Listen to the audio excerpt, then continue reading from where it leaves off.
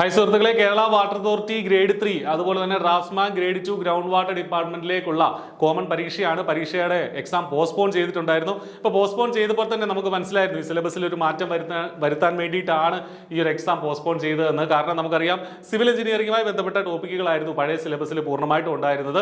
അതേസമയം പരീക്ഷകൾ മെക്കാനിക്കലുകാർക്ക് കൂടെ അപ്ലൈ ചെയ്യാൻ പറ്റുമായിരുന്നു. അപ്പോൾ മെക്കാനിക്കലിന്റെ പോർഷൻസോട് ഇൻക്ലൂഡ് ചെയ്ത് പുതിയ സിലബസ് വന്നിട്ടുണ്ട്, റിവൈസ്ഡ് ആയിട്ടുള്ള സിലബസ് വന്നിട്ടുണ്ട്.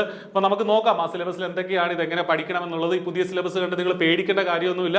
കാരണം പരീക്ഷ ഇനി ഒരു 3 മാസം കൂടെ എന്താണെങ്കിലും നമുക്ക് കിട്ടും. അപ്പോൾ അത്രയും സമയം നമ്മുടെ മുന്നിലുണ്ട്. കൃത്യമായിട്ട് പഠിച്ചു കഴിഞ്ഞാൽ ഇത് കവർ ചെയ്തെടുക്കാവുന്നതേ ഉള്ളൂ. അത്ര വലിയ ബുദ്ധിമുട്ടുള്ള ടഫായിട്ടുള്ള സിലബസ് ഒന്നും അല്ല. നമുക്കറിയാം മെക്കാനിക്കൽ ഒരു 62 മാർക്ക് നമ്മുടെ സിവിലിൽ നിന്നുള്ള എൻറ്റയർലി സിവിൽ ആയിട്ട് റിലേറ്റ് ചെയ്തതും ബാക്കി 32 മാർക്ക് കംപ്ലീറ്റ്ലി മെക്കാനിക്കൽ ടോപ്പിക്കുമായിട്ടാണ് തന്നിരിക്കുന്നത്. നമുക്ക് നോക്കാം. ഫസ്റ്റ് മൊഡ്യൂൾ എഞ്ചിനീയറിംഗ് ഡ്രോയിങ്, പഴയ സിലബസിൽ ഇതുണ്ടായിരുന്നു. Drawing instruments, equipments, lettering, dimensioning, plain geometrical construction, conic section and projection. Common ആയിട്ടുള്ള എഞ്ചിനീയറിംഗ് ഡ്രോയിങ്ങിന് 10 മാർക്കുണ്ട്. ഇതുമായി റിലേറ്റ് ചെയ്ത് തന്നെ മെക്കാനിക്കൽ ടോപ്പിക്സിൽ ഡെവലപ്മെന്റ് ഓഫ് സർഫസസും കൊടുത്തിട്ടുണ്ട്. അതും ഇതുമായിട്ട് ഡ്രോയിങ്ങുമായിട്ട് ചേർത്ത് വെച്ച് നമുക്ക് ആ ഡെവലപ്മെന്റ് ഓഫ് സർഫസസ് കൂടെ പഠിക്കാവുന്നതാണ്. അപ്പോൾ ഈ ഡ്രോയിങ് എന്നുള്ള പോർഷൻ ഇമ്പോർട്ടന്റ് ആണ്. ആ നമ്മുടെ മെക്കാനിക്കൽ ടോപ്പിക്ക് കൂടെ ചേർക്കുകയാണെങ്കിൽ 15 മാർക്ക് ഈ ഡ്രോയിങ്ങിന്റെ പോർഷനിൽ നിന്ന് വരുന്നുണ്ട്. Units and mensuration, units of measurements, units, അതിന്റെ perimeter, area, triangle, polygons, circles, volumes, ഇതൊക്കെ കണ്ടുപിടിക്കാനുള്ള ഇക്വേഷൻസ് അറിയുക എന്നുള്ളതാണ് യൂണിറ്റിൽ ഈ ഒരു മൊഡ്യൂളിൽ നമ്മൾ പഠിക്കാനുള്ളത്. എല്ലാത്തിൻ്റെയും ഇതിൽ പറഞ്ഞിരിക്കുന്ന ഓരോ കാര്യങ്ങളുടെയും ട്രയാങ്കിള്, പോളിഗണ്, സർക്കിൾസ്, പോളിഗൺ എന്ന് പറയുമ്പോൾ അതിനകത്ത് വിവിധ പോളിഗൺസ് വരും.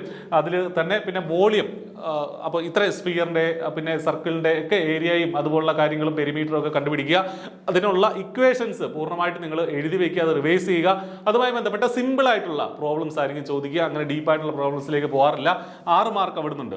ഓട്ടോ ക്യാഡിന് 8 മാർക്കുണ്ട്.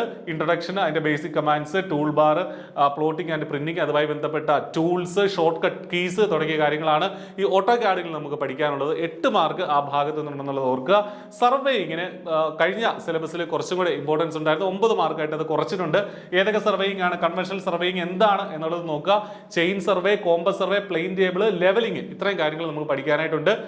തിയോഡലൈറ്റ് സർവേ ഉണ്ട്. Then contouring, modern and advance surveying instrument, GPS, GIS, അത്തരം കാര്യങ്ങളൊക്കെ ഈ ഒരു സർവേയിങ്ങിന്റെ ഭാഗത്ത് നിന്ന് പഠിക്കാനുണ്ട്. തിയറി പോർഷൻസ് ആണ്. കുറച്ച് കൂടുതൽ സമയം നമ്മൾ ഇതിന് പിന്നാലെ ഇരിക്കേണ്ടി വരും, എങ്കിൽ മാത്രമേ കംപ്ലീറ്റ് ചെയ്യാനായിട്ട് സാധിക്കുകയുള്ളൂ. അപ്പോൾ അത് ഇമ്പോർട്ടന്റ് ആണ്. Then building materials and construction, അത് കുറേ കാര്യങ്ങൾ ഇവിടെ പഠിക്കാനുണ്ട്. 10 മാർക്കായിട്ട് കഴിഞ്ഞ സിലബസിൽ എനിക്ക് തോന്നുന്നു 20 മാർക്കോളം ഉണ്ടായിരുന്നു. ഇപ്പോൾ അത് 10 മാർക്കായിട്ട് ചുരുക്കിയിട്ടുണ്ട്. അപ്പോൾ എന്തൊക്കെയാണ്, കുറേ കാര്യങ്ങളുണ്ട്. Stone, brick, tiles, cement, lime, RCC, അതുപോലെ തന്നെ masonry, foundation, roofing, flooring, building finishes, structural treatment, building construction വേണ്ട ടെമ്പററി ആൻഡ് പെർമനന്റ് ട്രീറ്റ്മെന്റുകൾ തുടങ്ങിയ കാര്യങ്ങളെല്ലാം കൂടെ ചേർത്ത് ആകെ 10 മാർക്ക് ഇതിനുള്ളൂ എന്നുള്ളത് മനസ്സിലാക്കുക.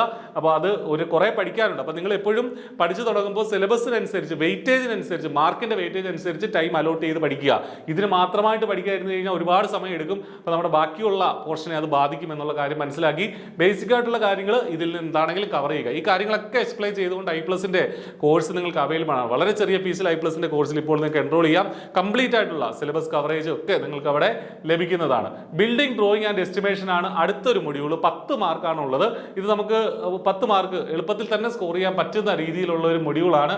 എന്തൊക്കെയാണ് building bylaws, estimation, rules, measurements of work, rate analysis and valuation തുടങ്ങിയ കാര്യങ്ങളാണ് ഇവിടെ വരുന്നത്. ദെൻ 9 മാർക്ക് നമ്മുടെ hydraulics and irrigation, storage and diversion head works, dam, canals, reservoir, cross drainage work, പിന്നെ ഫ്ലൂയിഡ് മെക്കാനിക്സിലെ properties of fluids, measurements of pressure measurement, hydraulic energy എന്തൊക്കെയാണെന്നുള്ള simple ആയിട്ടുള്ള കുറെ കാര്യങ്ങളാണ് ഇവിടെ ഉള്ളത്. അപ്പോൾ ഇതും 9 മാർക്ക് നമുക്ക് അത്ര ബുദ്ധിമുട്ടില്ലാതെ കിട്ടുന്നതാണ്. അപ്പോൾ ഇതെല്ലാം കൂടെ ചേർത്തൊരു 62 മാർക്ക് ഈ ഭാഗത്തു നിന്നുണ്ട്. അതിനുശേഷം കംപ്ലീറ്റ്ലി എൻറ്റയർലി മെക്കാനിക്കലിലെ മാത്രമായിട്ടുള്ള സബ്ജക്റ്റുകൾ കൊടുത്തിട്ടുണ്ട്. അതിന് 38 മാർക്ക് ഈ ഭാഗത്ത് നിന്ന് വരും. ഏതൊക്കെയാണ് മൊഡ്യൂൾ 1 എന്ന് പറഞ്ഞാൽ നമുക്ക് ഡ്രോയിങ്ങുമായിട്ട് ചേർത്ത് വെച്ച് പഠിക്കാൻ പറ്റുന്നതാണ്. ഡെവലപ്മെന്റ് ഓഫ് സർഫസസ്, എന്താണ് ഡെവലപ്മെന്റ്, ഇന്റർസെക്ഷന്, ഒബ്ലിക്, കോണും ബേസും ഒക്കെ, കോണൊക്കെ ഡെവലപ്പ് ചെയ്താൽ എന്താവും തുടങ്ങിയ കാര്യങ്ങളൊക്കെയാണ്. അതിൻ്റെ കൂടാതെ ഓർത്തോഗ്രാഫിക് പ്രൊജക്ഷൻ, അതുമായി ബന്ധപ്പെട്ട് ഈ പ്രൊജക്ഷൻ നമ്മൾ നേരത്തെ പഠിക്കുന്നുണ്ട്. അതുമായിട്ട് ചേർത്ത് വെച്ച് കർവുകളുടെ കാര്യവും അതിൻ്റെ ഇന്റർപ്രിട്ടേഷന്, സിലിണ്ടർ തുടങ്ങിയവയൊക്കെയാണ്. ഡെവലപ്മെന്റിന് 3 മാർക്കും ഓർത്തോഗ്രാഫിക് പ്രൊജക്ഷന് 2 മാർക്കും. എങ്ങനെയാണ് ഇവിടുത്തെ മാർക്ക് മാർക്ക് ഡിവിഷൻ വരിക. ദെൻ മൊഡ്യൂൾ 2 എന്ന് പറയുന്നത് ഫാസ്റ്റ്നേഴ്സ് എന്ന് പറഞ്ഞാൽ സ്ക്രൂ ത്രെഡ്, അതിന്റെ ടേംസ്. ദെൻ സ്ക്രൂ ത്രെഡ് ആണ് പ്രധാനമായിട്ടും നമുക്കിവിടെ പഠിക്കാനുള്ളത്, 3 മാർക്ക് അതിനുണ്ട്. ബോൾട്ട്, നട്ട്, സ്റ്റഡ്സ് തുടങ്ങിയ കാര്യങ്ങളുണ്ട്, അതെല്ലാം കൂടെ ചേർത്ത് 3 മാർക്കാണ് ഉള്ളത്.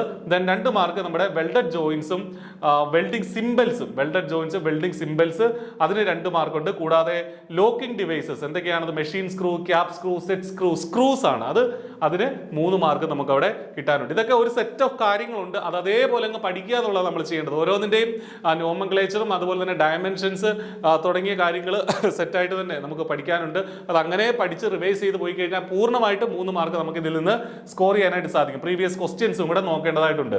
Module 3 pipe joints and riveted joints ആണ്. പൈപ്പ് ജോയിൻസിന് 2 മാർക്ക്, അതായത് പൈപ്പ് ജോയിൻസ് എന്താണ്, ദെൻ അതിന്റെ വിവിധ തരത്തിലുള്ള ജോയിന്റുകൾ, അതെല്ലാം കൂടെ ചേർത്ത് 2 ചോദ്യങ്ങൾ വരും. പിന്നീട് 3 ചോദ്യങ്ങൾ റിവറ്റിന്റെ ഭാഗത്തു നിന്ന് വരാനുണ്ട്. റിവറ്റ് കുറെ ഡീറ്റെയിൽഡ് ആയിട്ട് കൊടുത്തിട്ടുണ്ട്, അത് 3 മാർക്ക് ആ ഭാഗത്തു നിന്നുണ്ട്. ദെൻ ബെൽറ്റ് ഡ്രൈവും ഗിയർ ഡ്രൈവും ആണ് അടുത്ത മൊഡ്യൂൾ എന്ന് പറഞ്ഞാൽ. നമ്മളൊരു നിമി ബേസ്ഡ് ആയിട്ട് പഠിക്കാനായിട്ട് ശ്രദ്ധിക്കുക, കാരണം ഓവർസിയർ എക്സാം ആണ്.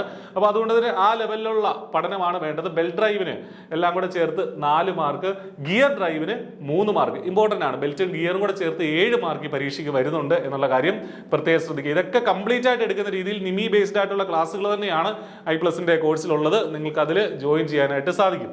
5ാമത്തെ മൊഡ്യൂൾ ഹൈഡ്രോളിക്സ് ആൻഡ് ന്യൂമാറ്റിക്സ് ആണ്. ഹൈഡ്രോളിക്സ് എന്ന് പറഞ്ഞാൽ 3 മാർക്കിനുണ്ട്, ന്യൂമാറ്റിക് സിസ്റ്റത്തിന് 2 മാർക്കുണ്ട് എന്നുള്ള കാര്യം പ്രത്യേകം ശ്രദ്ധിക്കുക. ഇതൊക്കെ ബേസിക് ആയിട്ടുള്ള തിയറിയാണ്, ഇതിനകത്ത് ഒരുപാട് മറ്റു കാര്യങ്ങളൊന്നും പഠിക്കാനില്ല.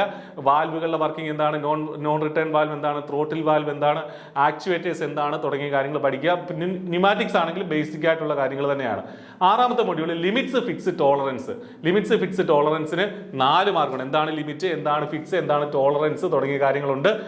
ദെൻ IS 919, IS 2709 ഇതുമായി ബന്ധപ്പെട്ട കാര്യങ്ങളും നമുക്ക് ഇവിടെ പഠിക്കേണ്ടതായിട്ടുണ്ട്. ലാസ്റ്റ് മൊഡ്യൂൾ ബിയറിംഗ്സ് ആണ്.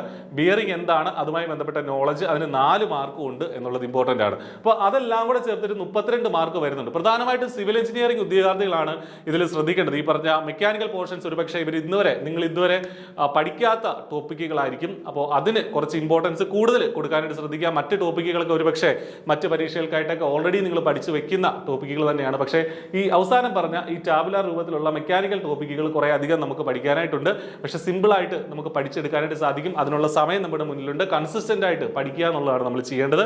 കോച്ചിങ്ങിന്റെ സഹായം ആവശ്യമുണ്ടെങ്കിൽ തീർച്ചയായിട്ടും i+ നിങ്ങളോടൊപ്പം ഉണ്ട്. അപ്പോൾ നന്നായിട്ട് പഠിക്കുക, നല്ലൊരു ജോലി നേടുക. All the best. Thank you.